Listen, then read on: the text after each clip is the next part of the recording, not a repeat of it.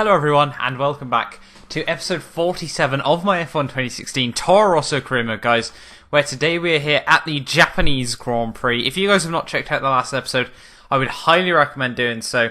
It was quite an interesting race at the end. It was a bit meh at the beginning, and then it kind of got all a bit exciting at the end, but we're currently still up in 7th place, where I want to finish this season, in just ahead of Valtteri Bottas still. We're just about holding our advantage over him at this moment in time. But here we are then, at the Japanese Grand Prix, the only figure of 8 track on the Formula 1 calendar, guys. And I wasn't too sure how this Toro Rosso would really fare here, because there's quite a lot of top speed zones on this track, like very high speed, but there's also quite a lot of corners, so I was hoping, with the right setup, we might be able to do quite well here. But there we are on the track acclimatization, and we instantly go purple there, guys. It wasn't a particularly difficult lap to pull off, at this Japanese circuit. You basically just got to make sure you get into a rhythm, and then you should be very, very good for the whole lap. But then moving on to my qualifying sim, as you can see, coming into the third final sector, through 130R there, just about flat out. We run 2 wheels outside the curb, but we were just really struggling to get the braking down into the Casio chicane every single time there, guys, as you would have saw on the track acclimatization. Coming up towards the line, though, it's definitely going to be green. Unfortunately, we don't manage to get purple there. But now just having a look at the overall R&D points, so we're near enough up to 1,000 points now, guys. So we're definitely been able to bank some already, after we cease the R&D. Just a couple of races back, but, we obviously just got to keep pushing.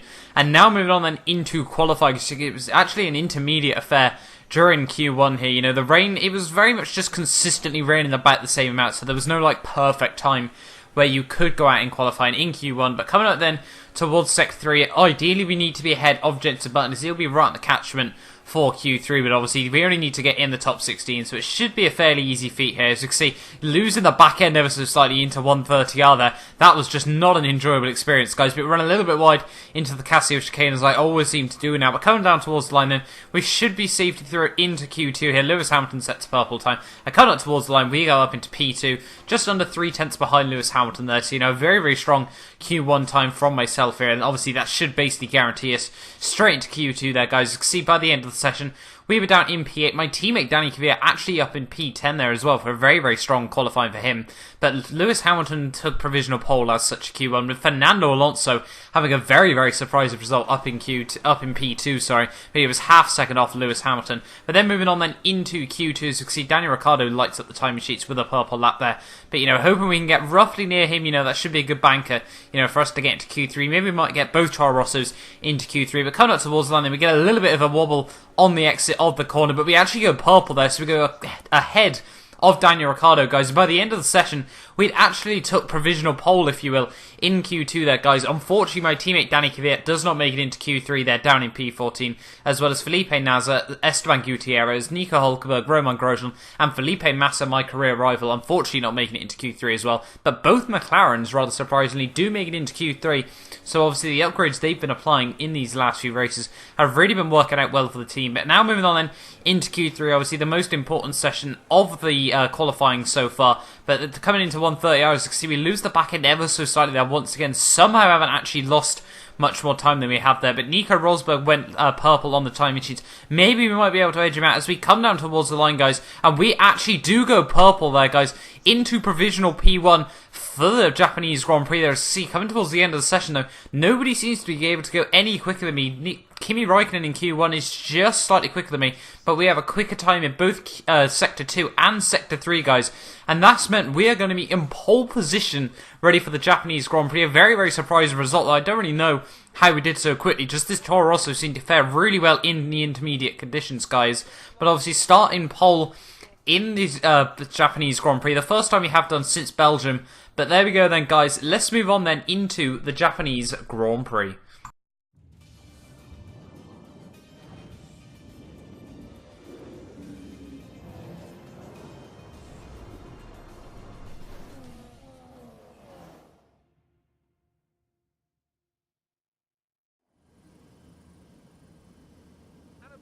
Welcome to the Japanese Grand Prix, an event that has decided a Drivers' Championship 11 times over the years and has hosted some very memorable races as well. Who can forget Kimi Raikkonen's win from 17th on the grid in 2005, or Kamui Kobayashi's incredible drive to a podium in 2012. A lap of this historic racetrack covers 3.6 miles, and it's the the only time during the season that we race on a figure-of-8 racetrack. The drivers can expect some intense G-forces through the 18 corners on offer here as they experience some of the highest average apex speeds on the Formula One calendar. And keep an eye out for overtakes going into the final chicane. And all this will be happening under the watchful eye of Anthony Davidson, who joins me for today's race. And assuming the weather holds, where do you expect to see the action unfolding today, Ant? Well, most of the time, passing here is limited very much into the final chicane, or maybe down into turn 1 if you get a good run and some assistance from DRS. But if we're lucky, we might see a bit of bravery into the hairpin, a place that Kamui Kobayashi certainly made his own in the 2010 Grand Prix on his way to a very impressive 7th place. And as you say, Crofty, this is all assuming that the conditions hold out. We know how quickly the clouds can come in here at Suzuka, and if they do, all bets will be off. You've done well to put it on pole, but we've still got work to do. Try to cover the inside line off the start. We're almost ready to go then, and this is what the starting grid looks like for today's race. It's Toro Rosso in pole position then, edging out Raikkonen, who'll start P2. Looking down the rest of the grid, we have Rosberg, Verstappen, Daniel Ricciardo, and Vettel, Hamilton, Alonso, Button, and Valtteri Bottas, Massa, Grosjean, Nico Hülkenberg, and Kvyat, Gutierrez, Nasser, Sergio Perez, and Marcus Ericsson, Palmer, and Magnussen. Rio Haryanto and Pascal Wehrlein completes the grid. And now it's time to head down to the track. So here we are then, guys, on the grid, ready for the Japanese Grand Prix. Pole position today. It's going to be a very, very interesting race. Hoping, we might be able to score a podium maybe. But obviously we'll have to wait and see. Obviously our intermediate pace is incredibly, incredibly strong. But whether our race pace will be the same, obviously we took our only other pole position in the intermediate conditions as well. And overall the race still went fairly well for us that day. But here we are then, guys, on the grid, obviously just doing a little bit of the formation lap, but we'll skip through that in a second. But let's move on then into the grid, just ahead of Kimi Raikkonen and both Mercedes, guys. Are we going to be able to hold the lead into turn 1? 3 lights, 4 lights, 5 lights. And away we go for the Japanese Grand Prix there. Nico Rosberg from behind me gets an absolutely incredible start. He's already jumped past Kimi Raikkonen. He's having a look round my outside as we go defensive into turn 1. Is he going to be able to make the move? Yes, he does. Goes right round my outside there, guys, into turn 1. An absolutely incredible start from Nico Rosberg there. Obviously, he doesn't want Lewis Hamilton to be able to run away with this championship. Maybe here, maybe the USA next time out, guys. But what an absolute rocket start from Nico Rosberg from the second row there, guys. Just had all the confidence going around the outside into turn 1 there, guys. But we managed to hold on to P2 at this stage. We've got Kimi Raikkonen right behind us, who will probably start to pile on the pressure later on in this Grand Prix. But we just want to keep as close to Nico Rosberg as we possibly can as we go through the Degners there. Run a little bit wide, get a wheel on the gravel, and Kimi Raikkonen, unfortunately, isn't going to be able to give us a run for our money there. But coming at a spoon on lap 2, as you can see, Kimi Raikkonen's still right on my gearbox. Nico Rosberg's starting to make a little bit of a gap over myself. You got to try and just keep up with him as much as we possibly can. But Kimi Raikkonen looking at my inside into 130R. Is he going to be able to make the move stick? He squeezes me completely off the circuit there, but somehow he managed to hold it side by side with him up the inside into the Casio chicane. Are we going to be able to hold it? We have to go around the outside on the exit, and we do hold on to P2 there, guys. But now, of course, we've got the DRS straight of the into turn 1 here. Is Kimi Raikkonen going to be able to get back past us? He has a look up the inside, guys, into turn 1. Sebastian Vettel's also Lewis Hamilton's having a look up his inside, and they both run wide into turn 1. We nearly go into, we do go into the back of Kimi Raikkonen there, and just there's a brick wall ahead of me of the Ferrari and the Mercedes. Sebastian Vettel now trying to throw it up my inside. We're going to keep it up the inside into turn 2 there, guys. But we've now dropped down to P4 as both Lewis Hamilton and Kimi Raikkonen still go side by side. Are we going to be able to jump Raikkonen once again as he runs a little bit wide there? We're just going to try and maximise our run up into Sector 2 here. And are we going to be able to get a good run at the corner? We're right on Kimi Raikkonen's rear end. Is we going to be able to make the move into the Degners? This would be a very, very interesting move. But are we going to be able to make a move into the second Degner? No, we don't. Just focus on getting our run out into Kamui Kobayashi's favourite overtaking zone. Are we going to throw it down the inside? Yes, we do. And we move back up into P3 of the Grand Prix. Run a little bit wide there, force Raikkonen even wider. But you can just see straight away how much of an advantage Lewis Hamilton has been able to get just from that little bit of a scrap between Raikkonen and myself. But as you can see, now moving on towards the end of lap 4 here, we've got Kimi Raikkonen and Sebastian Vettel still both piling on the pressure. The DRS rate really, really working out for the AI here. We're going to have to try and make Raikkonen go very, very defensive as such into turn 1. Sebastian Vettel has a look up my inside. They both run right into turn 1, and we're just going to be able to move straight back past them both into turn 1. They both make contact there. Sebastian Vettel somehow manages to hold it on the circuit there, even though he was nearly facing the wrong way around there, guys. Incredible driving by him. But we've managed to hold on now to P3, guys, in the Japanese Grand Prix. As you can see already, though, how much of a time Lewis Hamilton and Nico Rosberg have been able to pull away in their Mercedes. But as you can see now on lap 6, Lewis Hamilton has actually opted to make his first pit stop of the day. Obviously, it should be a one-stop Grand Prix. I was kind of, undecisive whether we go onto a set of medium tyres or even the hard tyres. Obviously, I think that a lot of the AI will be opting to go on a set of hard tyres. But Kimi Räikkönen now, having a look around my outside, down towards 130R. Is he going to be able to make the position stick? We could try and push him all the way onto the grass there, but he's going to be able to make the move. But now us with the slipstream, just how OP it is on this game, we're trying and have a look up the inside into the Casio chicane, doing a little bit of a switch on him there. And we move back up into P2 of the Grand Prix here, but we're also going to throw it straight into the pit lane here, as well as Kimi Räikkönen and Nico Rosberg just in front of me, trying to make sure, we don't get a pit lane speed limiter. Penalty, drive-through penalty there, guys. But just, how many positions are we going to lose in the pit lane here? Got to try and hope that Kimi Räikkönen gets held up by a few cars from behind him. But there is Kimi Räikkönen going straight past. It's been an absolutely terrible stop from the team. Valtteri Bottas has been able to jump me there, guys, as well. So that's definitely not been what we wanted. But now we are on the quicker tyres over the AI. They've all opted to go on and set the hard tyres. But I really thought, the mediums should be able to make it to the end.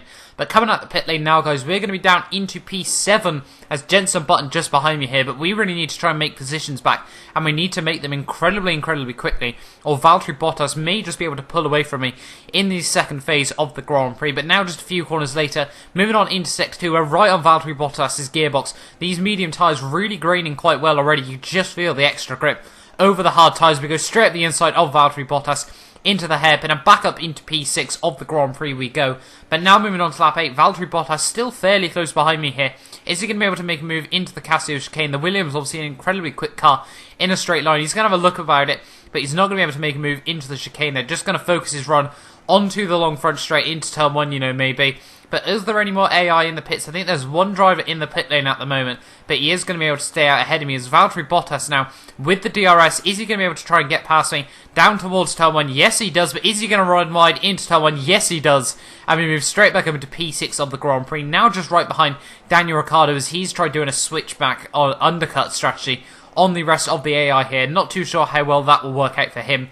But now as we can see on lap 11, Jenson Button is now the car right behind me. Is he going to be able to threaten me down towards the final couple of corners into Sector 3? That McLaren Honda, obviously one of the only cars that's probably as weak as this Toro Rosso in the top end of the speed, but we're just going to be able to hold it into the Casio chicane there, Jenson Button just not close enough, and the AI don't really want to do risky dive bombs and whatnot. But coming down towards the line here, guys, you can see Jenson Button with an absolutely incredible run, but we've also been informed that we need to use a set of the hard tyres, guys. So we've got the same glitch, that used to happen on day 1, as Jenson Button and Valtteri Bottas both moved past me as well. We just about tapped Valtteri Bottas' rear wheel there, and somehow managed to move back up into P6 of the Grand Prix after a huge slide into turn 1. But now obviously with that hard tyre glitch, guys, we are just going to have to make another pit stop here whether we want to or not, and that has basically thrown us completely out of contention for this Grand Prix. Really disappointing. Obviously we'll be able to take him 8 points, but unless we can get really lucky with well, I don't even know what could happen on the final lap that could gift us points here, guys. We are now out basically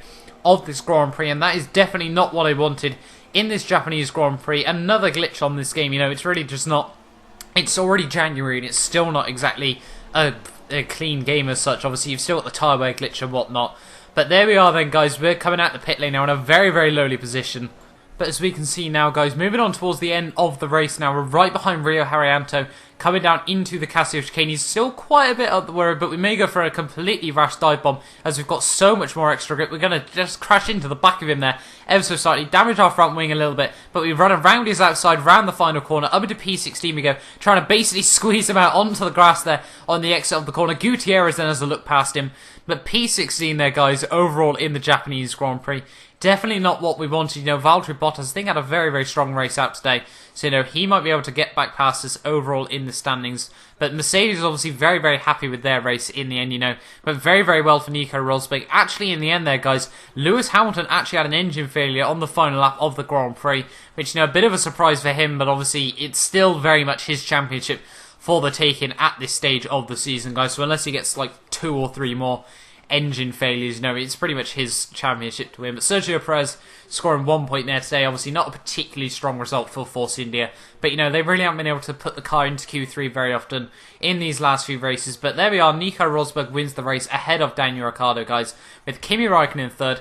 I'm going to leave you guys now with the points. If you are new around here, don't forget to like, subscribe, guys, and I hope you did enjoy this video.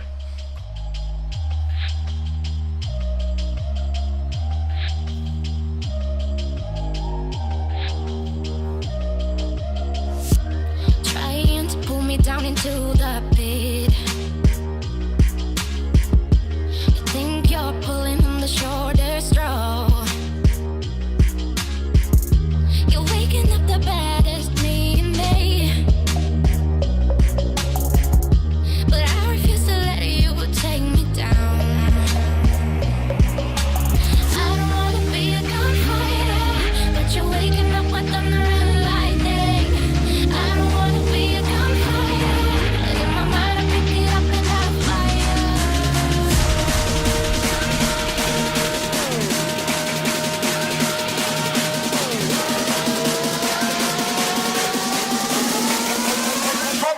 Come, selector.